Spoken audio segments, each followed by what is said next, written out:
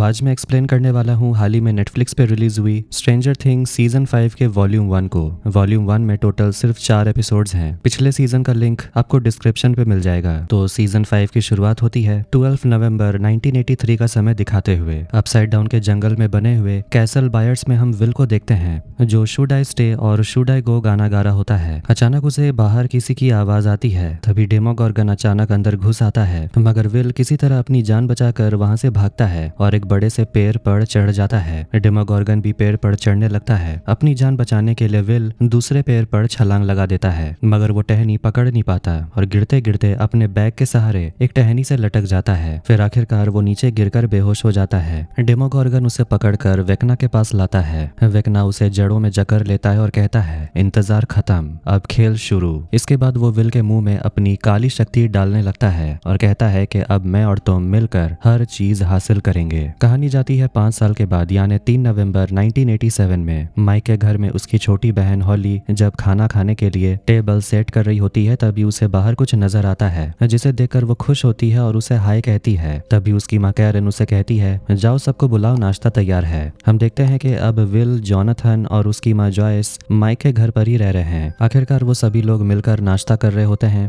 Ted अपनी बेटी हॉली से बेकन देने के लिए कहता है, मगर वो तो अ रिंकल इन टाइम किताब पढ़ने में बिजी होती है। बेकन टेड तक आते आते खत्म हो जाता है, क्योंकि अब घर में इतने लोग जो रहने लगे हैं। सब लोग स्कूल कॉलेज जाने के लिए निकलते हैं और जॉयस भी काम पर चली जाती है। कैरन और टेड परेशान है कि पता नहीं कब तक ऐसा चलता रहेगा, पर वो लोग विल और जॉयस की फैमिली को घर से निकाल भी तो नहीं सकते। स्कूल जाते हुए हॉली रेडियो पर द स्क्वैक शो सुन रही होती है। सभी लोग ये शो सुन रहे होते हैं। ये रेडियो शो चलाने वाली कोई और नहीं बल्कि रॉबिन है, और स्टीव भी उसके साथ रेडियो स्टेशन पर काम करता है। रॉबिन बताने लगती है कि जहाँ पर भूकंप आया था तब वो वहीं थी और बाकी लोगों की तरह भागी नहीं थी। अब हॉकिंस को क्वारंटीन में रखा गया है। जितने लोग शहर में रहते हैं उनसे ज्यादा तो मिलिट्री के लोग यहाँ मौजूद हैं। वो आगे कहती है कि जो धूल मतलब डस्ट गिरी थी, पता नहीं उससे लोगों को कोई बीमारी हो भी जाए, क्योंकि जो कुछ भी इस शहर में हुआ वो किसी इंसान ने कभी देखा नहीं था। भूकंप से जो धरती फटी थी उसे ठीक कर दिया गया था और अब तो उसके ऊपर बच्चे खेलते हैं, फिसलते हैं, लेकिन मिलिट्री के लोग बच्चों को वहां से भगा देते हैं, क्योंकि वहां खेलना खतरनाक भी हो सकता है। रॉबिन सबको हिदायत देती है कि मिलिट्री एक्सेस कंट्रोल जोन मतलब के मैक जी से दूर रहें, क्योंकि वहां जाना खतरनाक हो सकता है। वो कहती है कि आराम से घर पर रहो, काम करो, टीवी देखो और बच्चे स्कूल जाओ। वो कहती है कि आज शाम वो डेट पर जाने वाली है, मगर वो अपने डेट का नाम नहीं बताती, बस उसके लिए अगला गाना बजाती है। और वो गाना सुनकर विक्की मुस्कुराती है, क्योंकि ये गाना उसी के लिए था। तभी विक्की का रेडियो बंद होने लगता है। सिर्फ उसका ही नहीं बल्कि रेडियो स्टेशन पर भी सारा मशीन मेल फंक्शन करने लगता है। स्टीव ताना मारते हुए कहता है कि अगर मिलिट्री के बारे में ऐसी बातें करोगी तो वो तुम्हारा शो चलने थोड़ी देंगे। स्टीव डस्टिन को रेडियो करता है। डस्टिन बताता है कि ये मिलिट्री वालों ने नहीं किया, हो सकता है कि रेडियो हेड खराब हो गया होगा। वो स्टीव से कहता है कि अब काम खुद से करना सीखो, मैं हमेशा तुम्हारे लिए काम नहीं करता रहूंगा। डस्टिन हाई स्कूल पहुंचता है और स्टूडेंट्स उसे घूरते रहते हैं। तभी वहां जेसन के 2 दोस्त आते हैं। जेसन जो अब इस दुनिया में नहीं है। एंडी डस्टिन को परेशान करने लगता है, क्योंकि डस्टिन अभी भी हेलफायर क्लब से जुड़ा हुआ था। अपने दोस्त को बचाने के लिए वहां पर लूकस पहुंच जाता है। थोड़ी देर में माइक और विल भी आते हैं। ये देखकर वो दोनों लड़के वहां से चले जाते हैं। माइक डस्टिन पर चिल्लाता है कि वो अभी भी हेलफायर क्लब वाली टी शर्ट क्यों पहनता है। वो कहता है कि तुम उन लोगों से पंगा मत लो, वैसे भी हमारे पास बहुत सारी प्रॉब्लम्स हैं। विल भी उसे समझाता है कि हमें फिलहाल शांत रहना है और सर झुकाकर रहना है। डस्टिन फिर भी नहीं समझता और कहता है कि हम लोगों ने हमेशा रूल्स तोड़े हैं और जो सही रहता है वही करते हैं। ये कहकर वो वहां से चला जाता है। स्कूल में एक पोस्टर लगा था जिस पर लिखा था जेन हॉपर मिसिंग। यहाँ हम जेन मतलब के 11 को देखते हैं, जो जंगल में भाग रही होती है और उसके पीछे मिलिट्री की सिपाही पड़े होते हैं। असल में कर्नल सलीवन की टीम 11 को पकड़ने में लगी हुई है। आखिर में वो लोग 11 को पकड़ लेते हैं, लेकिन ये तो कोई और औरत होती है। 11 उन्हें चकमा देकर भाग गई। दूसरी तरफ असली 11 ट्रेनिंग ले रही होती है। वो अपने पावर्स का इस्तेमाल करती है और हवा में तेजी से उड़ती है और एक नया रिकॉर्ड बनाती है। हम देखते हैं कि हॉपर और जॉयस वहीं होते हैं। 11 खुद पर कुछ ज्यादा ही जोर दे रही थी। उसे लगता है कि उसका यह नया रिकॉर्ड काफी नहीं है, उसे और तेज बनना है। हॉपर फिल्म देखने का प्लान बनाता है, लेकिन 11 को फिर से ट्रेनिंग करनी थी। मर्रे अपनी वैन लेकर हॉकिंस शहर वापस आता है। रेडियो स्टेशन में नैन्सी और जोनाथन भी स्टीव और रॉबिन की मदद करने आते हैं, ताकि वो लोग खराब रेडियो को ठीक कर पाएं। आखिर में उन्हें मैनुअल मिलता है। उसे पढ़ते वक्त स्टीव नैन्सी के थोड़ा पास आ जाता है, जिसे जोनाथन भी नोटिस करता है। रेडियो ठीक करने के लिए उन्हें एक टावर पर चढ़ना होगा। जोनाथन कहता है कि वो जाना चाहता है, लेकिन स्टीव हीरो बनना चाहता था और वो आगे बढ़ता है। मगर नैन्सी को इम्प्रेस करने के लिए दोनों टावर पर चढ़ने लगते हैं। तभी वहां मर्रे वैन लेकर पहुंचता है। स्टीव और जोनाथन दोनों एक ही वक्त पर टावर के ऊपर चढ़ते हैं और एक तार जो कि खुला हुआ था उसे जोड़ देते हैं। स्टीव और जोनाथन नीचे देखकर चिल्लाते हैं, हमने ये काम कर दिया, मगर नीचे तो कोई था ही नहीं। मर्रे नैन्सी और रॉबिन को हथियार और इक्विपमेंट लाकर देता है। 11 के लिए गेटोरेड ताकि वो जल्दी चार्ज हो जाए, स्टीव के लिए पीनट बटर, जोनाथन के लिए जैज म्यूजिक का कैसेट, और उन्हें वो लैब की रिपोर्ट दिखाता है जिससे पता चलता है कि अपसाइड डाउन में आज ही कुछ बड़ा हो रहा है। सामान की लिस्ट को देखकर पता चलता है कि वो जरूर कुछ बड़ा प्लान बना रहे हैं। स्कूल में डस्टिन एक कमरे में जाता है और एक स्नेक से मिलता है जिसका नाम उसने जेक रखा है। कैफेटेरिया में लूकस कहने लगता है कि पता नहीं डस्टिन को क्या हो गया है, वो तो पागल हो गया है। डस्टिन जैसे ही वहां आता है तीनों अपना टॉपिक बदल देते हैं। तभी रेडियो चालू हो जाता है और रॉबिन का शो शुरू होता है। वो एक गाना चलाती है और चारों बच्चे पेपर लेकर तैयार हो जाते हैं। यहाँ हॉपर भी लिखने के लिए तैयार होता है। रॉबिन कहानी बताने लगती है जिसमें के कुछ क्लूज छुपे होते हैं जिसे वो सभी लोग लिखने लगते हैं। हॉपर 11 से कहता है आज रात शिकार होगा। वो बस के अंदर आते हैं और एक सीट के नीचे देखते हैं कि नीचे जाने की सीढ़ी है, जिससे कि वो लोग नीचे टनल में चले जाते हैं। इधर रेडियो स्टेशन में भी एक खुफिया रास्ते के जरिए वो सभी लोग नीचे आते हैं। नैन्सी वहां पर प्लान बनाती है। मर्रे ने अगर जानकारी सही दी है तो सामान की गाड़ियों का काफिला रात 10 बजे तक पहुंचेगा। हॉपर को 9 बजे पहुंचकर मैक जी मतलब के मिलिट्री एक्सेस कंट्रोल जोन के लिए निकलना पड़ेगा। काफिला 10-15 तक मैक जी पहुंच जाएगा और उसके बाद क्रॉल मतलब के टनल के रास्ते गुजरना शुरू होगा। इसे हॉपर और जॉयस अपसाइड डाउन में पहुंच जाएंगे। अब ये बच्चे लोग भी उन सभी की मदद करने के लिए ऊपर रहने का प्लान बनाते हैं और वहीं से वो लोग हेल्प करेंगे। हॉपर को जल्दी एक जगह G1 पहुंचना है और वहां उन्हें वेकना को ढूंढने के लिए 2 घंटे मिलेंगे। अगर सब कुछ सही रहा तो उनका प्लान काम कर जाएगा। मगर बाकी लोग सोचते हैं कि वेकना आखिर G1 में करेगा क्या, वहां तो कुछ है भी नहीं। स्टीव कहने लगता है कि हो सकता है कि वेकना मर चुका है, क्योंकि 30 से ज्यादा बार हम लोग ये क्रॉल प्लान कर चुके हैं और 11 उसे ढूंढने की कोशिश कर चुकी है, लेकिन आज तक कुछ भी नहीं मिला। शायद हम लोग जीत चुके हैं। जोनाथन याद दिलाता है कि वेकना ने नैन्सी को दिखाया था कि पूरा शहर तबाह हो जाएगा। नैन्सी कहती है मैं डरी हुई हूँ और मैं उसे ढूंढने का एक मौका भी नहीं छोड़ना चाहती। माइक भी अपने दोस्तों को समझाता है कि हमें भले ही 100 क्रॉल्स करने पड़े, लेकिन हम उस शैतान को ढूंढ निकालेंगे। चारों एडी की मौत का बदला लेने के लिए ठान लेते हैं। अचानक विल को कुछ महसूस होने लगता है। उसे बेहोशी जैसा लगता है, उसे चक्कर आते हैं, लेकिन वो कहता है वो ठीक है, बस उसे थोड़ा अजीब सा लगा, शायद चक्कर आ गया होगा।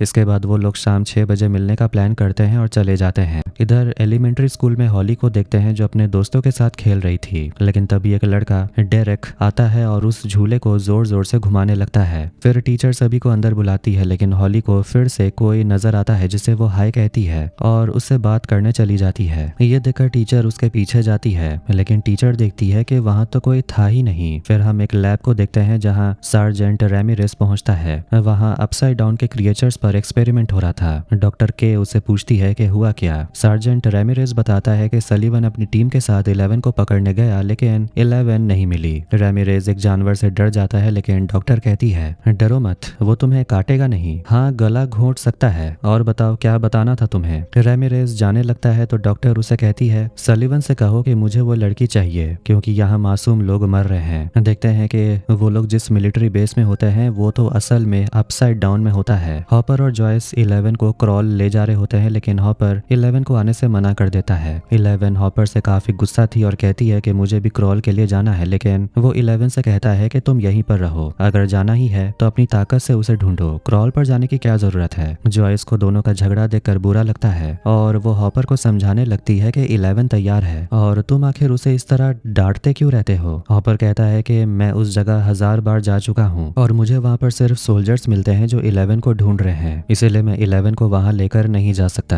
वो जॉयस से कहता है कि मुझे 11 की जरूरत पड़ेगी, ये मैं जानता हूँ, इसलिए मैं उसे अभी लेकर नहीं जा सकता। फिर वो अपनी अलमारी में से एक डब्बा निकालता है। स्कूल में वो शैतान लड़के एंडी के लॉकर में स्नेक रखा हुआ था, जिसे देखकर वो डर जाता है और ये डस्टिन का काम है। मगर सभी स्टूडेंट्स बोलते हैं कि ये सांप जहरीला नहीं होता और सब एंडी पर हंसते हैं और उसे डरपोक बोलकर चिढ़ाते हैं। लॉकर पर लिखा हुआ था हेल फायर लिव्स। माइक अपनी बहन को एलिमेंट्री स्कूल लेने के लिए आया हुआ था, लेकिन वो देखता है कि हॉली और उनकी माँ कैरन प्रिंसिपल के ऑफिस में होती है। हॉली अपने मिस्ट्री मैन के बारे में बात करती है, कहती है कि वो मुझे बचाता है, उसी ने मुझे बताया कि इस शहर में मॉन्स्टर्स हैं और वो मुझ जैसे बच्चों को खा जाते हैं। माइक कहता है मॉन्स्टर्स नहीं होते, तुम बस डरी हुई हो। माइक अपनी बहन को बताता है कि जब उसे डर लगता है तो वो अपने D&D गेम के किरदार माइक द ब्रेव बनने की कोशिश करता है। वो अपनी बहन को भी एक कैरेक्टर देता है और कहता है ये तुम्हें सेफ रखेगी क्योंकि इसके पास दिव्य शक्ति है और ये कोई भी दुनिया का दरवाजा खोल सकती है। विल को पता नहीं क्यों ऐसा लगता है कि वेकना वापस आ गया है और शायद इस बार वो लोग उसे ढूंढ लेंगे। मैक्स अभी भी कोमा में है, उसे होश नहीं आया। लूकस मैक्स का फेवरेट गाना चला देता है। विल हॉस्पिटल में रॉबिन को देखता है और वो उसके पीछे जाने लगता है, लेकिन रॉबिन तो विकी से मिलने आई हुई थी जो हॉस्पिटल में नर्स है। रॉबिन बताती है कि आज शाम के लिए वो एंजोज में रिजर्वेशन कर चुकी है। ये सुनकर विकी पूछती है कि एंजो तो काफी महंगा रेस्टोरेंट है। रॉबिन विकी से कहती है कि बिल की चिंता तुम मत करो। इसके बाद वो लोग वहाँ रोमांस करते हैं, लेकिन विल दरवाजे के बाहर खड़ा उन दोनों को देखने लगता है और अचानक उसका कोक गिर जाता है और डर के मारे भाग जाता है। रॉबिन समझ जाती है कि विल ने उसे देख लिया। डस्टिन एडी की एक कब्र पे जाता है जिसके पत्थर पर लिखा हुआ था नर्क में जलोगे। डस्टिन कहता है कोई बात नहीं, कुछ दिन के बाद ये लोग बोर हो जाएंगे। वो देखता है कि इस बार लाल रंग नहीं बल्कि इस बार खून था और शैतान लड़कों ने उसके सांप को मार दिया है। तभी वहाँ एंडी और उसके दोस्त बदला लेने के लिए पहुंच जाते हैं। वो सभी लोग मिलकर डस्टिन को बहुत पीटते हैं, लेकिन तभी लूकस उसे रेडियो करके बोलता है कि हम लोग तुम्हारा इंतजार कर रहे हैं, तुम्हें 1 घंटा हो गया, कहाँ हो तुम। रॉबिन आकर बताती है कि डस्टिन की माँ ने भी कहा कि वो घर नहीं आया। माइक 11 को आते हुए देखता है और वो उसे गले लगाता है और अब 11 भी डस्टिन को लेकर फिक्र कर रही थी कि आज वो आया क्यों नहीं, और बताने लगती है कि हॉपर भी अब थोड़ा अजीब बर्ताव कर रहा है। माइक बताता है कि आज विल को कुछ महसूस हुआ, शायद आज वेकना मिल जाए, पर आज हम उसे खत्म कर देंगे। माइक प्लान बनाता है कि उस शैतान को मारने के बाद वो लोग कोई अच्छी जगह चले जाएंगे रहने के लिए। तभी लूकस उन्हें चलने के लिए बुलाता है। सभी लोग हथियार लेकर तैयार होते हैं। हॉपर एक टैग ले लेता है, उससे सिग्नल मिलता रहे वो जहां भी जाए। स्टीव एक पहिया खोलने की कोशिश करता है सेरिब्रो स्टार्ट करने के लिए। उसमें एक सेफ्टी लॉक है जिसे घुमाते ही उन्हें सिग्नल मिलने लगता है, मगर स्टीव गाड़ी चलाएगा और सिग्नल पर नजर रखना तो डस्टिन की जिम्मेदारी थी, लेकिन वो तो अभी तक आया ही नहीं। विल कहता है मैं चला जाऊंगा, लेकिन उसकी माँ उसे मना करती है। जोनाथन कहता है कि ये काम वो कर लेगा। विल को बुरा लगता है कि सब लोग उसे कमजोर समझते हैं। स्टीव और जोनाथन गाड़ी से निकलते हैं और पीछे पीछे माइक और लूकस। हॉपर गड्ढे के नीचे चला जाता है, मतलब टनल में, और जॉयस को निहारते रहता है और कहता है तुम दिन पर दिन सुंदर होते जा रही हो, मेरी तो लॉटरी लग गई। हॉली माइक के दिए हुए कैरेक्टर को अपने गले पर पहन लेती है और फिर अपनी मम्मी पापा को झगड़ते हुए सुनती है। वो दोनों ही हॉली को लेकर परेशान थे क्योंकि वो किसी से बात करती है जो असल में है ही नहीं। हॉली बड़ी हो गई है और अब उसे ऐसा बचपना नहीं करना चाहिए। ये सुनकर हॉली को बुरा लगता है और वो रोने लगती है। हॉपर मिलिट्री बेस के करीब पहुंच जाता है। लूकस और माइक नजर रखे होते हैं और वो लोग देख लेते हैं कि काफिला आ रहा था। 2 लोग अपसाइड डाउन के गेट पर आग बरसाते हैं जिससे कि दरवाजा खुल जाता है। उसके बाद वो गाड़ियों का काफिला अंदर चला जाता है। रास्ता साफ होते ही हॉपर एक गाड़ी पर चढ़ जाता है और अपसाइड डाउन में पहुंच जाता है, जिसके बाद गेट बंद हो जाता है। जोनाथन सिग्नल को 90 dB पर लेकर जाता है, फिर वो लोग भी वहां से निकलते हैं। जॉयस हॉपर से बात कर रही होती है, लेकिन अचानक सारी गाड़ियां एक दूसरे से टकराने लगती हैं। कुछ समय के बाद हॉपर को सिग्नल मिलता है और वो कहता है पता नहीं सारे सोल्जर्स रुक क्यों गए। अब अपनी बंदूक लेकर तैयार रहता है। विल को कुछ महसूस होता है। वो देख पाता है कि डेमोगॉर्गन सोल्जर्स की तरफ जा रहा है। अपसाइड डाउन में सोल्जर्स पर डेमोगॉर्गन हमला करने लगता है। हॉपर जिस ट्रक में था, डेमोगॉर्गन उस ट्रक के ड्राइवर को भी मार देता है। विल अचानक बेहोश हो जाता है। हॉपर ट्रक से बाहर निकलता है। सारे सोल्जर्स मर चुके हैं। वो जॉयस से कांटेक्ट करने की कोशिश करता है, लेकिन कांटेक्ट नहीं हो पाता। उसे डेमोगॉर्गन की आवाज सुनाई देती है। डेमोगॉर्गन माइक के घर की तरफ बढ़ने लगता है। तभी अचानक विल को होश आता है और वो नैन्सी की तरफ देखकर कहता है कि डेमोगॉर्गन उन्हें लेने के लिए आ रहा है। नैन्सी तुरंत अपने परिवार के लिए निकलती है। कैरन वाइन पी रही होती है और इधर कमरे में हॉली रो रही थी। तभी अचानक उसके खिलौने आवाज करने लगते हैं और उसके कमरे में डेमोगॉर्गन पहुंच जाता है। डेमोगॉर्गन हॉली पर हमला करता है और उसे उठाकर फेंक देता है। कैरन आराम से अपने नहाने की तैयारी कर रही होती है और टेड बाहर गोल्फ खेलने में बिजी होता है। हॉली अपने मम्मी पापा को आवाज लगाती है और आखिर में अपने कमरे से भाग निकलती है और फिर अपनी माँ को आकर बताती है कि उसके कमरे में मॉन्स्टर है। कैरन अपनी बेटी को शांत करती है, कहती है तुम बस बुरा सपना देख रही होगी। जैसे ही वो हॉली को गले लगाती है, वो अपनी बेटी के सिर पर खून लगा देखती है। तभी अचानक लाइटें टिमटिमाने लगती हैं। टेड भी अजीब चीजें होते हुए देखता है। इधर नैन्सी और 11 अपने घर की तरफ निकलती हैं। डेमोगॉर्गन बाथरूम में घुस जाता है मगर वहाँ कोई नहीं था। असल में कैरन हॉली को लेकर बाथटब के अंदर छुपी हुई थी। फोम के वजह से मॉन्स्टर अंदर देख नहीं पाता। टेड गोल्फ स्टिक लेकर अंदर आता है और डेमोगॉर्गन उसकी आवाज सुनकर चला जाता है। कैरन हॉली को लेकर पानी से बाहर निकलती है। डेमोगॉर्गन टेड के सामने आ जाता है और वो उस मॉन्स्टर को स्टिक से मारने की कोशिश करता है लेकिन डेमोगॉर्गन उसे मारकर गिरा देता है। कैरन हॉली को लेकर भागती है लेकिन आखिर में एक बोतल उठाकर तोड़ती है और उससे डेमोगॉर्गन पर हमला करती है। नैन्सी और 11 घर तक पहुंचते हैं और बंदूक लेकर अंदर जाते हैं। नैन्सी की आंखें फटी की फटी रह जाती है।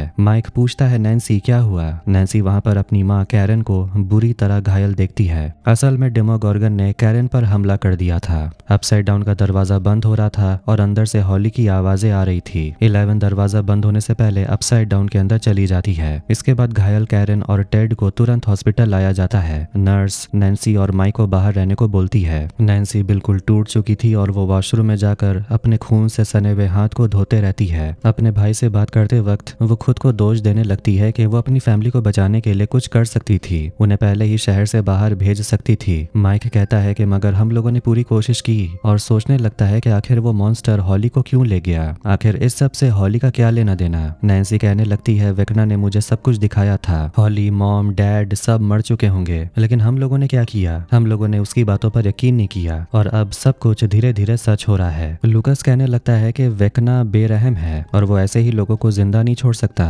वो तुम्हारे मॉम डैड को मार सकता था लेकिन उसने ऐसा नहीं किया। वो चाहता तो हॉली को भी मार सकता था। शायद उसका ये कोई प्लान है और वो खुद क्यों नहीं आया, उसने अपने मॉन्स्टर को क्यों भेजा। माइक पूछता है तुम्हारे कहने का क्या मतलब है कि वेकना ने ये नहीं किया है। लुकस कहता है मुझे नहीं पता, लेकिन मुझे बस इतना पता है कि विल के साथ ऐसे भी पहले हो चुका है। तुम्हें आज की तारीख पता है ना, 3 नवंबर, और विल 6 तारीख को गायब हुआ था। उस दिन के बाद से सब कुछ बदल गया, लेकिन इस बार हॉली को 11 बचा लेगी। इसके बाद पूरे शहर में अनाउंस किया जाता है किसी को भी घर से बाहर निकलना मना है। सलीवन की टीम कैरन के घर पहुंचती है। उसे उसका सोल्जर बताता है कि नैन्सी अकेले आई थी। उन्हें वहां अपसाइड डाउन का दरवाजा बंद मिलता है, मानो जैसे वहां कुछ था ही नहीं। सलीवन ऑर्डर देता है कि मुझे 2 मील रेडियस के हर जगह के सीसीटीवी फुटेज चाहिए, क्योंकि उसे लगता है कि ये सब कुछ 11 ने किया, क्योंकि वो शुरू से ही मानता है कि 11 मॉन्स्टर है। 11 अपसाइड डाउन में हॉली को ढूंढ रही होती है। 11 को बाहर एक आवाज सुनाई देती है और वो हमला कर देती है, लेकिन ये तो बस हॉपर था। 11 उसे माफी मांगती है और टॉर्च लेकर आगे बढ़ती है। वो बताती है कि डेमोगॉर्गन घायल है क्योंकि कैरन ने उस पर हमला किया और वो हॉली को ढूंढने की कोशिश कर रही है। रेडियो स्टेशन पर पूरा सर्किट उड़ गया था और इसे कैसे ठीक किया जाए रॉबिन और जॉयस को समझ नहीं आता।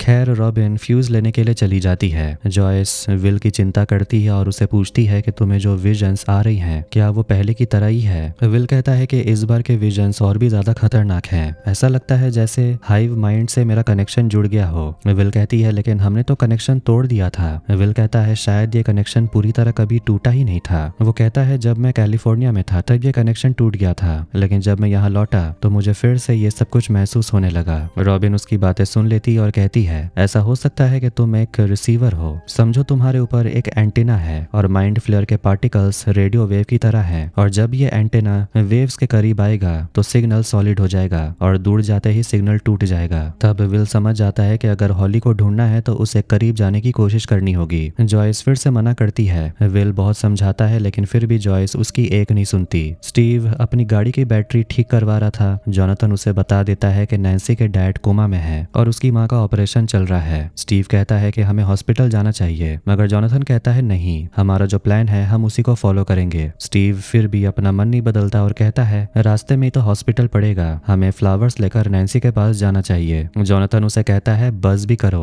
और उसे डांट लगाता है कि वो एक भी मौका नहीं छोड़ता नैन्सी के सामने माचो बनने का। आगे भी उसे सुनाते रहता है कि जब से मैं यहाँ लौटा हूँ तुम एक मौका नहीं छोड़ते मुझसे बेहतर बनने का। नैन्सी की बहन गायब है और तुम्हारे मन में चल रहा है कि तुम नैन्सी को जाकर फ्लावर्स दोगे। स्टीव भी उसे सुनाने लगता है कि तुम दोनों के रिश्ते में सिर्फ तुम खुश हो, नैन्सी नहीं। आखिर में उनकी गाड़ी स्टार्ट होती है लेकिन तभी वहाँ डस्टिन पहुंच जाता है। अपसाइड डाउन में 11 हॉपर को समझाने की कोशिश करती है कि कैरन हॉली टेड के साथ क्या हुआ, लेकिन हॉपर तो 11 को ही डांटने लगता है कि उसे इस तरह बाहर नहीं आना चाहिए वरना मिलिट्री की नजर उस पर पड़ जाएगी। 11 कहती है तो इससे पहले मिलिट्री वाले मुझे पकड़े, काम आज के आज ही खत्म करते हैं। वो बताती है कि हॉली जरूर वेकना के पास होगी। हॉपर को समझ नहीं आ रहा था कि एक छोटी बच्ची का वेकना से क्या कनेक्शन। 11 कहती है मुझे भी नहीं पता। 11 सामने डेमोगॉर्गन का खून देखती है और उसे समझ आता है कि जरूर वो मॉन्स्टर आसपास ही होगा। जो कुछ भी हुआ हॉली के साथ लूकस मैक्स को सब कुछ बता रहा होता है। याद दिलाता है कि 11 बहुत ताकतवर है लेकिन उसे हम सबकी जरूरत पड़ेगी। वो मैक्स का हाथ पकड़ता है, कहता है ये जंग हम तुम्हारे बिना जीत नहीं सकते, प्लीज जल्दी वापस आ जाओ।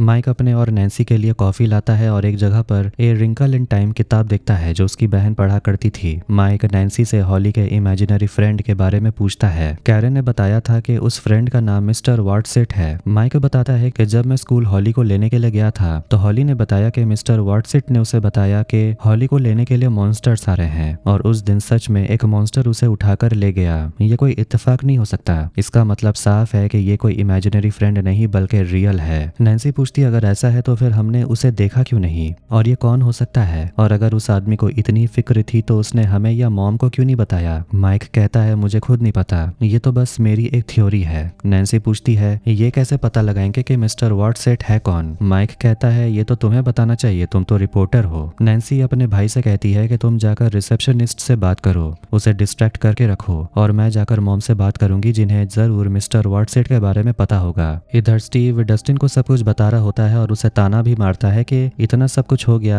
और तुम गायब थे। डस्टिन सोचने लगता है कि आखिर हॉली का इस सब से क्या कनेक्शन, और वो स्टीव से कहने लगता है कि मैंने तुम्हें कितनी बार कहा था कि जब भी पावर बढ़े तो तुरंत मशीन को बंद कर देना वरना ये सब कुछ नहीं होता। स्टीव उसे डांटता है कि ये सब करने के लिए तुम्हें यहाँ पर होना चाहिए था और तुम्हें आखिर हुआ क्या था। वो दोनों झगड़ने लगते हैं और आखिर में जोनाथन उस पर चिल्ला देता है कि अब दोनों अपना मुंह बंद रखो। डस्टिन दोनों से पूछता है कि आखिर तुम दोनों की कब से जमने लगी। स्टीव कहता है कि मुझे तुमसे बात ही नहीं करना। डस्टिन कहता है मुझे भी कोई शौक नहीं है। रॉबिन जॉयस को बेवकूफ़ बनाकर विल को अपने साथ ले जाती है। फिर वो विल की तारीफ करने लगती है, कहती है तुम्हारा प्लान बिल्कुल सही था, तुम्हारे दिमाग का इस्तेमाल करके हम हॉली को ढूंढ सकते हैं, लेकिन मुझे पता है तुम्हारी मॉम बहुत गुस्सा हो जाएगी और उन्हें अपसेट होना भी चाहिए। प्लान खतरनाक जो है। विल कहता है आज तक जो किया सब खतरनाक ही तो था। इसके बाद वो दोनों वहां से निकलते हैं। अपसाइड डाउन में मिलिट्री बेस में जिसका डर था वही हुआ। 11 की तस्वीरें डॉक्टर के को मिल जाती है मगर वो रैमिरेज को डांटती है कि जब तक उसे पकड़ ना लो अपनी शक्ल मत दिखाना।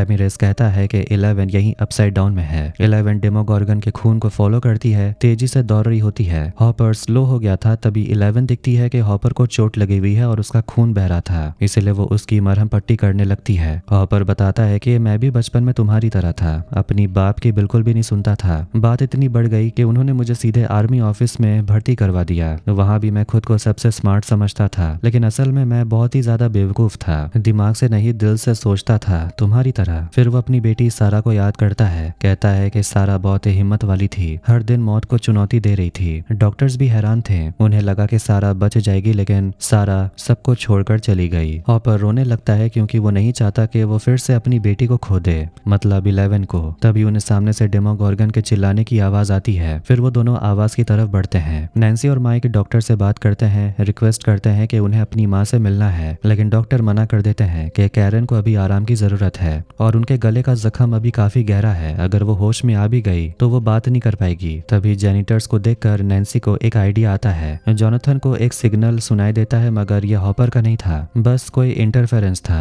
डस्टिन कहता है कि अगर हॉपर के टैग से सिग्नल आ रहा होता तो हमें पता चल जाएगा। जॉय सुन लेती है और बताती है कि रॉबिन और विल फ्लक्स कैपेसिटर ठीक करने के लिए गए हैं, कहीं उसकी वजह से सिग्नल छूट तो नहीं रहा। तीनों को ये सुनकर कुछ समझ नहीं आता। विल रॉबिन के साथ उसी जंगल में आता है जहाँ सुबह के वक्त उसे कुछ अजीब महसूस हुआ था लेकिन अभी उसे वहां कुछ महसूस नहीं होता। इसके बाद वो लोग आगे बढ़ते हैं मॉन्स्टर के अड्डे को ढूंढने के लिए, शायद ज्यादा करीब जाएंगे तो सिग्नल मिलने लगे। इसके बाद मौका पाते ही रॉबिन हॉस्पिटल वाली बात छेड़ देती है। विल घबरा कर कहता है मैं तो हॉस्पिटल में था ही नहीं। रॉबिन कहती है पता नहीं क्यों मैंने तुम्हें देखा। मैं तुम्हें बता दूं कि विक्की वहाँ नर्स है और वो मेरी दोस्त है, लेकिन कुछ लोग हमारी इस दोस्ती को समझ नहीं पाएंगे। अगर तुमने कुछ देखा हो तो प्लीज किसी को कुछ मत बताना। विल कहता है मैंने कुछ देखा ही नहीं। दोनों को वहां पर एक मंडाला दिखता है। विल को याद आता है कि जब वो हाइव माइंड से कनेक्ट हुआ था उसने सुना था बच्चे हंस खेल रहे थे। अपसाइड डाउन में हॉपर और 11 काफी करीब पहुंच गए थे और उन्हें सामने एक बहुत बड़ी सी दीवार दिखने को मिलती है और सामने हॉली का जूता पड़ा हुआ था। 11 कहती है तो इसीलिए मैं हॉली को ढूंढ नहीं पा रही थी क्योंकि हॉली शायद उस पार है। नैन्सी और माइक अपना भेष बदल लेते हैं और डॉक्टर से बचते हुए अपनी माँ के कमरे तक पहुंचते हैं। नैन्सी अपनी माँ का हाथ पकड़ती है। कैरन अपनी आंखें खोलती है और बोलने की कोशिश करती है, लेकिन माइक उन्हें बोलने से मना करता है। वो पेन पेपर निकालते हैं। कैरन हॉली लिखती है। नैन्सी बताती है कि हॉली गायब है, लेकिन अगर आप कुछ जानती हैं तो हमारी मदद हो सकती है। कैरन पूछती है इसके पीछे कौन है। नैन्सी कहती है नाम तो नहीं पता, लेकिन हॉली उसे मिस्टर वॉटसिट बुलाती थी।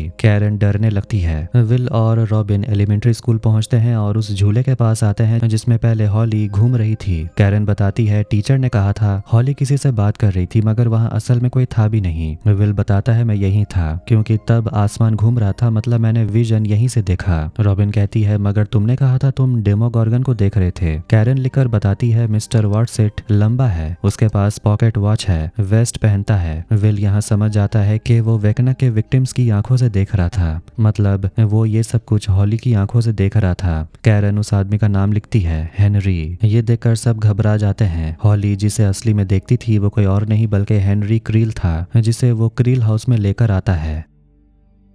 11 अपनी ताकत से उस दीवार को फाड़ने की कोशिश करती है, लेकिन ऐसा नहीं कर पाती। हॉपर भी दीवार को काट काट कर थक चुका था, लेकिन दीवार में छेद बनता ही नहीं, वो तो जल्दी से भर जाता है। 11 कहती है मुझे अपनी बैटरी चार्ज करनी पड़ेगी। हॉपर उसे मना करता है क्योंकि उन्हें ये भी नहीं पता कि हॉली इस दीवार के पीछे है भी या नहीं। बैटरी चार्ज करने का मतलब है खाना खाना, और हॉपर के पास सिर्फ मीट होता है। तभी वहां पर मिलिट्री के लोग आने लगते हैं और उनके पास एक ऐसा डिवाइस होता है जिससे कि 11 सन्न पड़ जाती है। सुबह होते ही जॉयस विल को ढूंढते हुए बाहर निकलती है और उसे रास्ते में विल और रॉबिन मिल जाते हैं। वो अपने बेटे को डांट कर कहती है अंदर आओ, और वो दोनों को डांटने लगती है। जॉयस रॉबिन को भी डांटती है कि तुम मेरे बेटे की जिंदगी के साथ खेल रही हो। विल अपनी माँ से कहता है कि मैं आपके सामने ही हूँ और अब मैं बच्चा नहीं रहा। आप माँ है तो इसका मतलब क्या आप हमेशा सही होंगी? आपका प्लान हमेशा काम नहीं करता। वो आगे बताता है कि वो वेकना के हाइव माइंड से जुड़ गया था और उसे पता चला कि हॉली तो बस शुरुआत है, वो आगे और भी बच्चों को किडनैप करेगा। पता नहीं आखिर उसका प्लान क्या है, लेकिन हमें पता करना है कि अगला शिकार कौन है। इधर एलिमेंट्री स्कूल में हम एक मोटे लड़के डेरेक को देखते हैं जिसे भी हेनरी दिखाई देने लगता है। यहाँ हॉली को देखते हैं जो हेनरी के साथ क्रील हाउस में होती है। हेनरी उसे समझाता है कि तुम अपने मॉम डैड की फिक्र मत करो, डॉक्टर अच्छे से उनकी देखभाल कर रहे हैं। हेनरी हॉली को ब्लैकबेरीज खाने के लिए देता है जो उसका फेवरेट है। हेनरी आगे कहता है कि वो डेरेक को भी यहाँ पर लाने वाला है। हेनरी हॉली से कहता है चिंता मत करो, मैंने उसे कह दिया है कि अगर वो तुम्हें परेशान करेगा तो उसे मॉन्स्टर्स के पास भेज दूंगा। इस पर हॉली मुस्कुराती है। हेनरी हॉली से कहता है कि आज मैं बाहर रहूंगा और आज के दिन ये पूरा घर तुम्हारा है, लेकिन किसी भी हालत में जंगल में मत जाना क्योंकि वहाँ मॉन्स्टर्स रहते हैं। मेल बॉक्स में हॉली के लिए गिफ्ट होता है जिसे देखकर वो काफी खुश होती है, लेकिन हॉली को थोड़ी घबराहट महसूस हो रही थी। फिर वो घर के अंदर चली जाती है। अपसाइड डाउन में मिलिट्री की 2 गाड़ियां उस भयानक दीवार के पास पहुंचती है और बेस को इन्फॉर्म करते हैं कि उन्हें 11 नहीं मिली। हॉपर 11 को छुपा देता है, लेकिन 11 थोड़ी कमजोर पड़ गई थी मिलिट्री के उस डिवाइस की वजह से।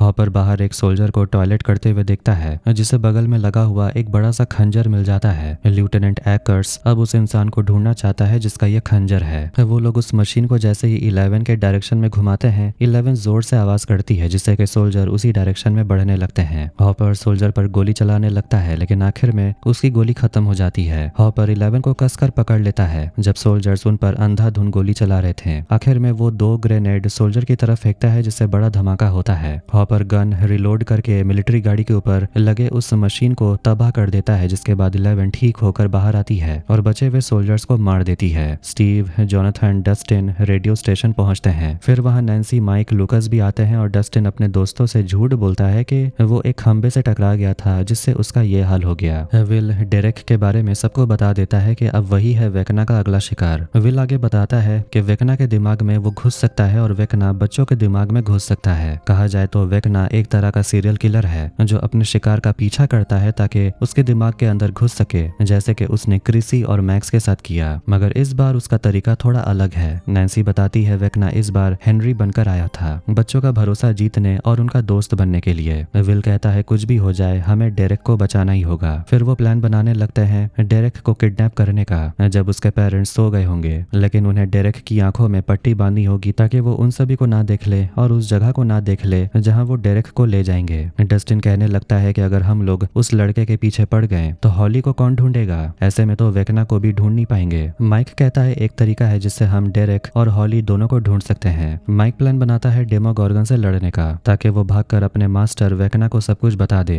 लेकिन डेमोगोर्गन के जाने से पहले उसके शरीर पर एक ट्रैकर लगा देंगे और ऐसे उन्हें मॉन्स्टर्स के अड्डे का पता चल जाएगा। इससे उन्हें वेकना भी मिल जाएगा और हॉली भी। सभी को इस प्लान में दम लगता है। हॉली क्रील हाउस में आराम से मजे करती है, केक्स बना रही होती है, टीवी देखती है और नए नए कपड़े पहनती है। उसके बाद वो अलग अलग कमरों में जाती है जहाँ के दूसरे बच्चों के लिए सामान रखा हुआ था। वो एक लाल स्कार्फ पहन लेती है। तभी कोई आकर बेल बजाता है। हॉली को लगता है कि ये शैतान लड़का डेरेक है और वो उसे भाग जाने को बोलती है। वो दरवाजा खोलती है और मेल बॉक्स में हेनरी का लेटर मिलता है जिसमें लिखा हुआ था, मुझे तुम्हारी मदद चाहिए, बताए हुए जगह पर जल्दी मिलो। अपसाइड डाउन में सलीवन की टीम उस दीवार के पास पहुंचती है और मरे हुए टीम को वहां से ले जाती है और वो अपनी टीम को आदेश देता है कि जिसने भी ये किया है उसका पता लगाओ। वहां से थोड़ी ही दूर हॉपर और 11 आराम कर रहे होते हैं। एकर्स उनके कब्जे में है। 11 कहती है कि उस सोल्जर ने दीवार पर सूसू की और उसे उस दीवार के बारे में पहले से ही पता होगा, नहीं तो वो ऐसा कभी नहीं करता। हॉपर कहता है ऐसा नहीं हो सकता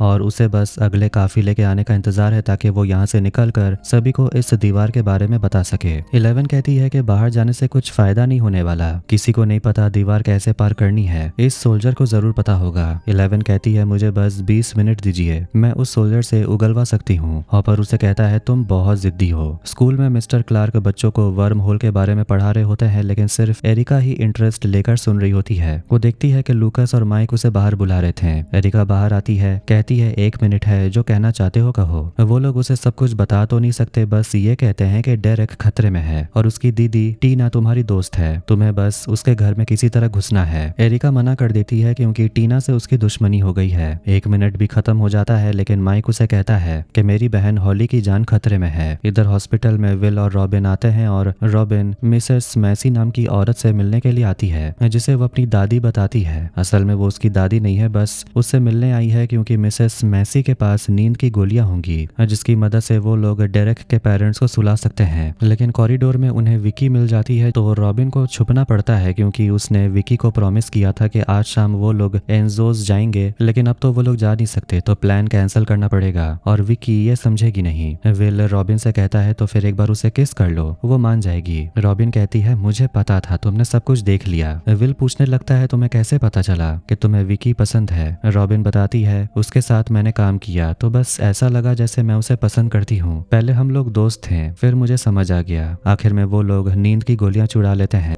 मर्रे यहाँ पूरी टीम के लिए सारा इंतजाम लेकर आया था। डस्टिन चिल्लाने लगता है कि मर्रे बहुत सारी चीजें नहीं लाया। मर्रे कहने लगता है कि ये सब लाना इतना आसान नहीं है, वो भी उस जगह में जहाँ की सिक्योरिटी इतनी ज्यादा स्ट्रिक्ट है। स्टीव और डस्टिन की आपस में बिल्कुल भी नहीं बन रही। गुस्से में डस्टिन स्टीव की फेवरेट गाड़ी में ड्रिल कर देता है ताकि वो उसमें अपना एंटेना सेरिब्रो लगा सके। नैन्सी ट्रैकर को गोली में भर रही होती है जिसे डेमोगोर्गन के ऊपर फायर किया जाना था। मर्रे उसे कहने लगता है कि इस तरह करने से ट्रैकर खराब हो सकता है, मगर वो कहता है ये बस मेरी थ्योरी है। तो नैन्सी कहती है आजमा कर देखते हैं। मर्रे जोनाथन को समझाने लगता है कि उसे अगला कदम बढ़ाना चाहिए नैन्सी की तरफ। जोनाथन कहता है फिलहाल नैन्सी के पेरेंट्स हॉस्पिटल में हैं और उसकी बहन भी गायब है और अभी ये सब करना ठीक नहीं। मर्रे कहता है यही तो सही समय है, किस्मत ने मुश्किल समय में ही तुम दोनों को करीब लाया था, हिम्मत दिखाओ और अपने दिल की बात बोल दो। नैन्सी उन दोनों की बातों से परेशान हो गई थी और उन्हें चिल्लाकर कहती है जो काम करने आए हैं वो करते हैं। नैन्सी ट्रैकर वाली गोली चलाती है और ट्रैकर सही सलामत था।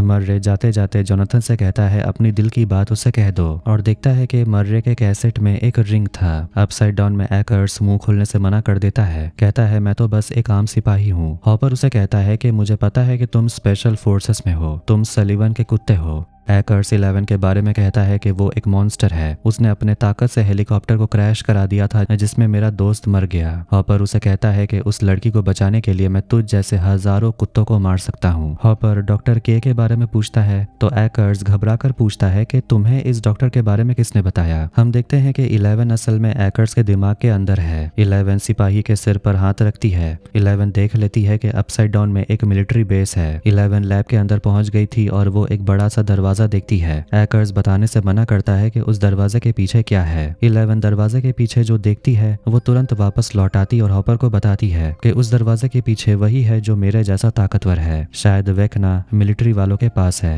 हेनरी के मना करने के बावजूद हॉली जंगल की तरफ बढ़ने लगती है लोकेशन की तरफ जाने के लिए। डेरेक अपने घर में वीडियो गेम खेल रहा था और वो अपनी बड़ी बहन टीना से ठीक से बात भी नहीं करता जो उसे डिनर के लिए बुला रही थी। इसीलिए वो डेरेक का वीडियो गेम बंद कर देती है। तभी वहाँ एरिका पहुंचती है प्लान के मुताबिक और वो सबसे पहले अपनी दुश्मन टीना को अपनी दोस्त बना लेती है, उसके सामने मगरमच्छ के आंसू बहाकर। घर के बाहर सब इंतजार कर रहे हैं कि कब सभी लोग पाई खाकर बेहोश हो जाएंगे। इधर घर के अंदर सभी लोग एरिका का लाया हुआ पाई खा रहे होते हैं, बस टीना नहीं खा रही। एरिका जिद करने लगती है। टीना भी जिद में अड़ी हुई है कि वो नहीं खाना चाहती, जिससे दोनों के बीच फिर से झगड़ा होने लगता है। डेरेक के मम्मी पापा और डेरेक बेहोश हो जाते हैं और अब बस टीना बची हुई है, लेकिन एरिका के पास उसका भी बैकअप प्लान था। पूरे परिवार के बेहोश होने के बाद स्टीव और नैन्सी की टीम अपने काम पर लग जाती है। वो लोग घर के पर्दे लगाते हैं और फिर पूरे फैमिली मेंबर को गाड़ी में भर देते हैं और उनके मुंह को ढककर वहां से निकलते हैं। फिर वो सभी लोग डेमोगोर्गन के आने की तैयारी करते हैं, हर जगह ट्रैप्स लगाते हैं, हथियार रेडी करते हैं और स्टीव को वहां पर एक चेन सॉ मिलता है जिससे वो लोग फ्लोर को काट देते हैं और वहां पर एक कारपेट लगा देते हैं। नैन्सी ट्रैकर लगा हुआ गोली रेडी करती है और अब बस उन्हें डेमोगोर्गन के आने का इंतजार है।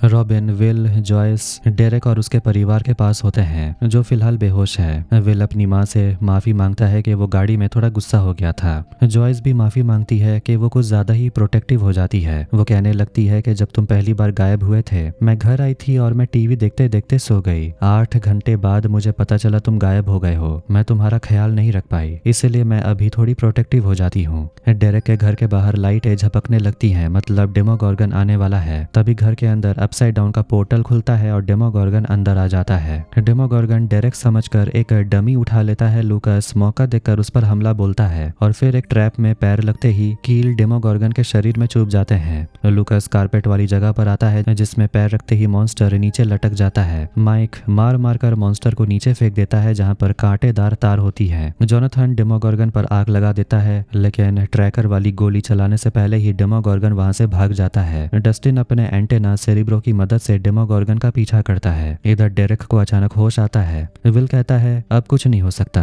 वेकना ने हमें देख लिया कि हम कहाँ हैं। इधर हॉली कंपास की मदद से जंगल में बढ़ रही होती है दिए हुए लोकेशन तक पहुंचने के लिए। आखिर में वो एक बहुत बड़े से चट्टान के पास पहुंचती है और आवाज लगाती है, हेनरी क्या तुम यहीं हो? लेकिन अंदर कोई तो था, जिसे देखकर हॉली वहां से भाग जाती है। वो छिप जाती है जबकि कोई तो है जो उसका पीछा करते हुए वहां तक आ जाता है और वो कोई और नहीं बल्कि मैक्स होती है। डेरेक को होश आते ही जॉयस उसे समझाने लगती है कि मैं बच्चा चुराने वाली आंटी नहीं हूँ, मैं तुम्हारी मदद करना चाहती हूँ, मैं तो बस एक माँ हूँ और वो देखो वो मेरा बेटा है। डेरेक कहता है लेकिन लोग तो उसे ज़ॉम्बी बॉय बोलते थे क्योंकि वो मरकर वापस लौट आया था। जॉयस कहती है और जब वो गायब हुआ था तब एक मॉन्स्टर के पास था और अब वही मॉन्स्टर तुम्हारे पास आना चाहता है। डेरेक चिल्लाने लगता है कि मिस्टर वॉटसेट ने मुझे ये सब पहले ही बता दिया है। जॉयस उसे समझाती है कि मिस्टर वॉटसेट के लिए ही ये सारे मॉन्स्टर्स काम करते हैं। जॉयस डेरेक को खोल देती है। उसे उम्मीद थी कि मोटा लड़का समझ गया होगा, लेकिन मोटा लड़का सभी को धक्का देकर भागने लगता है। विल कूद कर उसे जोर से पकड़ लेता है और आखिर में वो लोग दरवाजा बंद कर देते हैं। विल को अचानक कुछ महसूस होता है और वो फिर से एक विजन देखता है। अचानक कोई दरवाजा पीटने लगता है। जॉयस कुल्हाड़ी उठा लेती है। डेमोगोर्गन आते ही वो कुल्हाड़ी से उस पर हमला करने लगती है। तभी स्टीव डेमोगोर्गन को गाड़ी से उड़ा देता है और आखिर में डेमोगोर्गन भाग जाता है और अब उस पर ट्रैकर भी लग गया था। डेमोगोर्गन अपसाइड डाउन में घुस जाता है। स्टीव गाड़ी को तेजी से भगाता है और वो सभी लोग उसी दरवाजे से अपसाइड डाउन में पहुंच जाते हैं और उन्हें डेमोगोर्गन का सिग्नल भी मिल रहा था। विल अब भी उस राक्षस से कनेक्टेड रहता है और वो सभी बच्चों को भी देख पाता है। इधर हम मिलर परिवार को देखते हैं जिसके घर पर मिलिट्री के लोग पहुंचते हैं और वो उनकी बेटी डेबी को ले जाते हैं। असल में मिलिट्री स्कूल के सारे बच्चों को ले जा रही थी, लेकिन इसके पीछे उनका क्या इरादा है ये तो बाद में पता चलेगा। अपसाइड डाउन में स्टीव गाड़ी को बहुत तेजी से भगाता है और डस्टिन से झगड़ा करते रहता है, जिसकी वजह से उनकी गाड़ी वही चिपचिपी दीवार से टकरा जाती है। जॉयस उनसे कांटेक्ट करने की कोशिश करती है लेकिन नहीं कर पाती।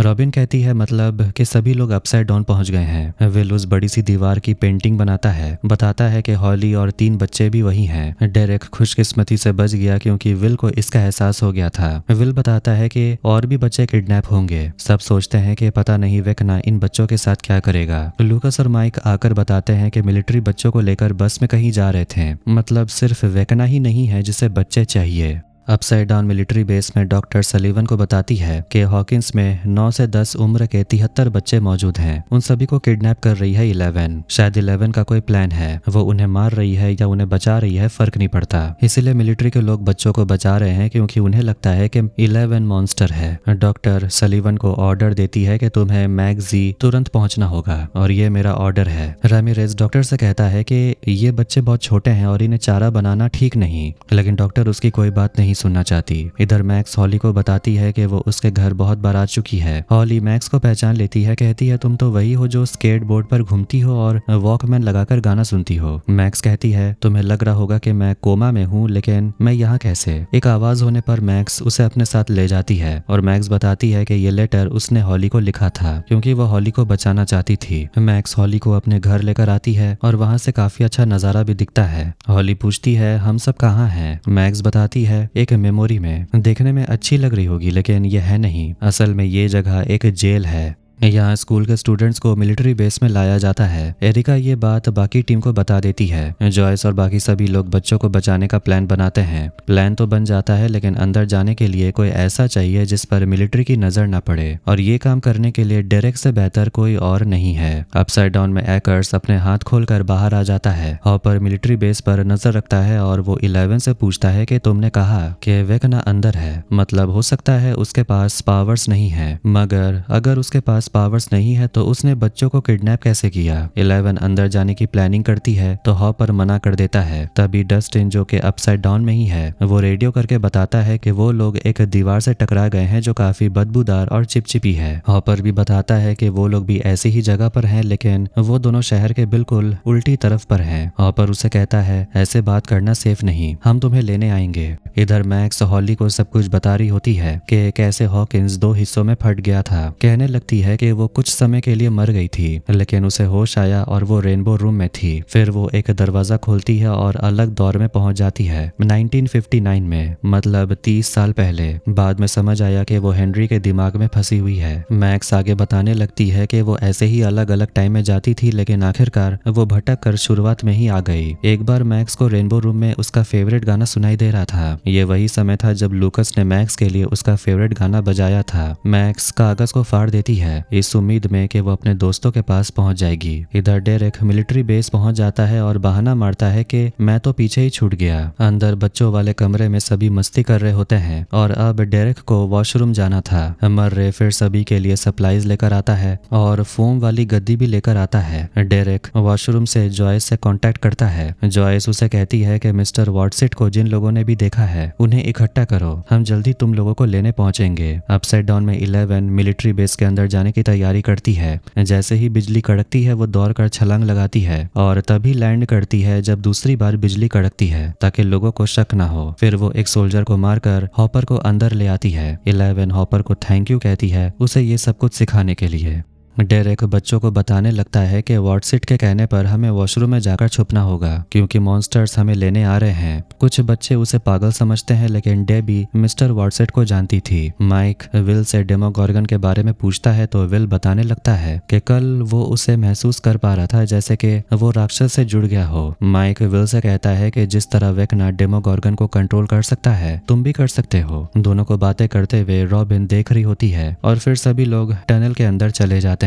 डस्टिन को सिग्नल मिलने लगता है। इधर एक चर्च के अंदर नैन्सी, जोनाथन, स्टीव बात कर रहे होते हैं कि कैसे डेमोगॉर्गन को ढूंढना है। डस्टिन आकर बताता है कि उसने पता लगाया कि असल में ये दीवार एक सर्कल है। वो बोलता है कि पहले भी हमें ये इंटरफेरेंस मिल रही थी जो असल में इस दीवार से आ रहा था। वो सेंटर देखते हैं जो डिपार्टमेंट ऑफ एनर्जी है, मतलब हॉकिंस लैब, मतलब वो जगह जहाँ ये सब की शुरुआत हुई थी। मैक्स बताना कंटिन्यू करती है कि जब वो कागज फाड़ कर दूसरी जगह पर गई उस टाइम में वो खुद थी।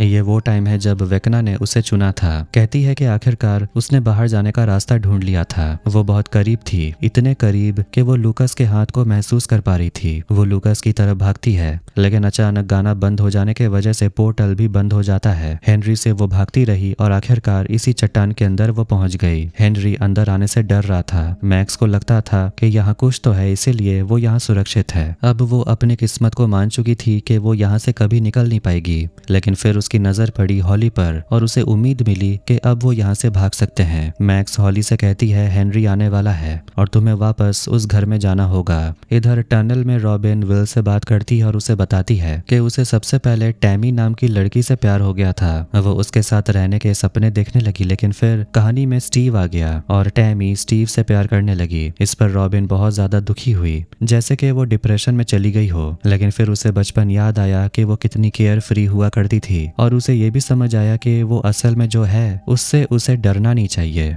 हैकर्स भागकर मिलिट्री बेस पहुंच जाता है और कहता है मुझे गेट के पास ले चलो।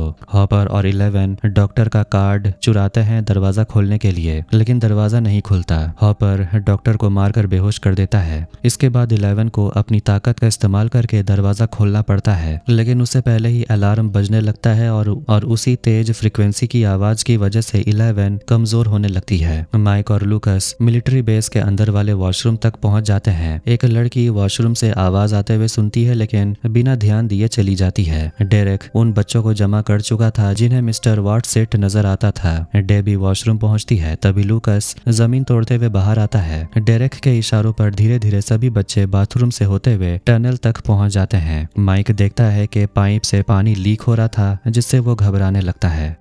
डॉक्टर के सोल्जर्स के साथ लैब के अंदर घुसती है और उसे 11 मिलती है, जो कि कमजोर हो चुकी थी। 11 को देखकर डॉक्टर अपनी बंदूक अंदर रख लेती है और बड़े ही आराम तरीके से कहती है मैं तुम्हें बहुत समय से ढूंढ रही हूँ। 11 कहती है मुझे पता है तुम कौन हो और तुमने यहाँ किसको पकड़कर रखा है। ये समझ लो कि तुम और तुम्हारे लोग सब लोग मरोगे। हैकर्स और उसकी टीम एक अलमारी पर गोली चलाती है, ये सोचकर के उसमें हॉपर छुपा होगा, लेकिन उसमें तो डॉक्टर होता है। पीछे से हॉपर सोल्जर्स पर गोली चलाता है और कुछ को मार डालता है। आखिर में हॉपर्स एकर्स से भिड़ जाता है। दोनों के बीच जबरदस्त हाथापाई होती है। गलती से वो एक ऐसे कंटेनर में घुस जाता है जिसमें वो मोटा बड़ा टेंटाकल वाला मॉन्स्टर कैद था, जो हॉपर को पकड़ लेता है। डॉक्टर आती है, कहती है शांत रहो, जितना हिलोगे उतनी दिक्कत होगी। कुछ बच्चों को बचाकर रॉबिन अपने साथ ले जा रही थी। इधर वाटर लीकेज को माइक और लूकस रोकने की कोशिश कर रहे थे। इधर धीरे धीरे सभी बच्चे वॉशरूम आते हैं और टनल में जाने लगते हैं। तभी एक बच्चा बाथरूम के बाहर पानी आने की वजह से फिसल जाता है। ये देखकर डेरेक डर जाता है और एक लड़की ये सब कुछ देख लेती है और तुरंत ऑफिसर को जाकर इन्फॉर्म कर देती है। माइक लूकस को अलर्ट कर देता है। जॉयस सभी को जाने को बोलती है। डेरेक बाकी बच्चों को लेकर जल्दी जल्दी वॉशरूम में चला जाता है और फिर सोल्जर को अटका कर रखता है।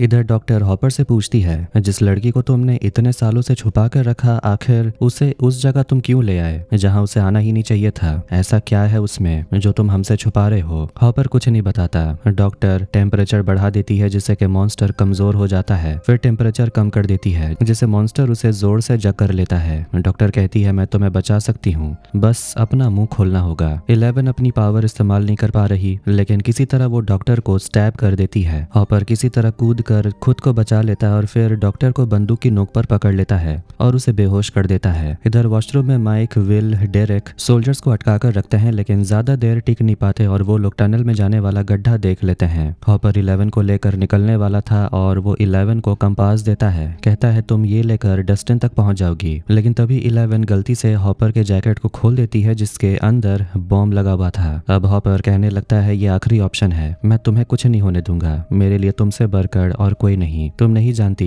मुझे तुम पर कितना नाज है। फिर हॉपर 11 को छोड़कर अंदर चला जाता है। इधर टनल के बाहर निकलने के बाद सभी बच्चों को मर रहे ट्रक में चढ़ा देता है, जहां सभी लोग फोम वाले बिस्तर पर बैठ जाते हैं। तभी एरिका सभी को इन्फॉर्म करती है माइक, विल और जॉयस पकड़े गए हैं। एक सोल्जर सलीवन को बताता है कि 5 बच्चे गायब हैं। जॉयस कर्नल को समझाती है कि ये बच्चे सब खतरे में हैं। सलीवन कहता है हम सब बच्चे को यहाँ प्रोटेक्ट कर रहे हैं। डेरेक उन्हें कहता है मैंने खतरे को देखा है और आप उनके सामने टिक नहीं पाओगे। तभी विल अपने विजन में डेमोगॉर्गन को आते हुए देखता है। तभी वहां पर लाइटें टिमटिमाने लगती हैं। सोल्जर्स बंदूक लेकर रेडी हो जाते हैं। नीचे जमीन के अंदर से आवाज आने लगती है। ये वही जगह है जहां पर हॉकिंस के टुकड़े हो गए थे। एक डेमोगॉर्गन बाहर आता है, हमला करने लगता है, लेकिन तभी थोड़ी समय के बाद दूसरा डेमोगॉर्गन बाहर आता है। अब सोल्जर्स मॉन्स्टर्स के सामने टिक नहीं पाते, सब एक एक कर मरने लगते हैं कि इतने में वहां पर तीसरा डेमोगॉर्गन भी आ जाता है। एरिका रॉबिन को बता देती है मॉन्स्टर्स ने हमला कर दिया। तभी उनके सामने अपसाइड डाउन पोर्टल बनने लगता है। लूकस और दो बच्चे टनल में फंसे हुए हैं और उनके आसपास पोर्टल्स बनने लगते हैं। उन पोर्टल्स में से डेमोगॉर्गन बाहर आने लगते हैं। मिलिट्री बेस में सलीवन फटाफट मॉन्स्टर्स पर धड़ाधड़ गोली चला रहा होता है। माइक सभी को लेकर भागता है। माइक मौका देखते ही कहता है हमें टनल के रास्ते भागना होगा, लेकिन अचानक उनके सामने और पीछे से डेमोगॉर्गन आ जाते हैं और उन्हें घेर लेते हैं। जब उन पर आग बरसाया जाता है तो विल छटपटाने लगता है। इधर लैब में सभी क्रिएचर्स छटपटाने लगते हैं। हॉपर दरवाजा खोलता है और 11 को अंदर आने देता है। आखिर में वो लोग उस लोहे वाले दरवाजे के अंदर जाते हैं। माइक गेट के अंदर किसी को देखता है। इधर 11 उस कमरे के अंदर में काली को देखती है जिस पर एक्सपेरिमेंट हो रहा था। इधर मिलिट्री बेस में पोर्टल से वेकना बाहर आता है और वो आराम से सभी सोल्जर्स को मारने लगता है। उस पर किसी भी चीज का कोई असर नहीं होता। फिर अपनी शक्तियों से अपने घायल डेमोगॉर्गन की सेना को जिंदा कर देता है। इधर मर्रे और रॉबिन के ट्रक के पीछे भी कई सारे डेमोगॉर्गन्स पड़े हुए थे। उनसे पीछा छुड़ाने के चक्कर में उनकी ट्रक पलट जाती है। इधर सुरंग में भी लूकस डेमोगॉर्गन से घिर जाता है। वेकना सारे सोल्जर्स को मारने के बाद विल को लेने के लिए आगे बढ़ता है। जॉयस उससे कहती है मेरे बेटे से दूर रहो, लेकिन वेकना उसे दूर फेंक देता है और विल को अपने पास लेकर आता है। वेकना पूछता है क्या तुम उन बच्चों को देख सकते हो? क्या तुम्हें पता है मैंने उन्हें क्यों चुना?